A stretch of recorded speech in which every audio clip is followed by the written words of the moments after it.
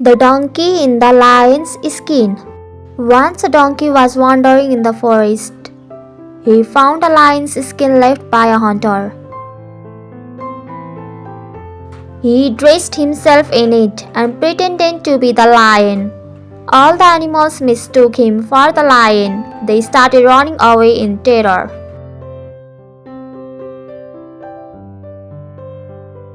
The donkey was so pleased that he uttered a loud, harsh bray in excitement.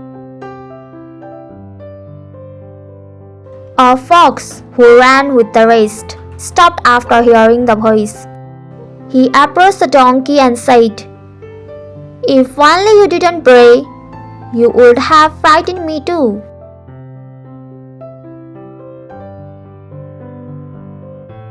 The donkey dropped the lion's skin on the ground. He walked away with his head hanging in shame. Moral: clothes may disguise a fool, but his words will give him away.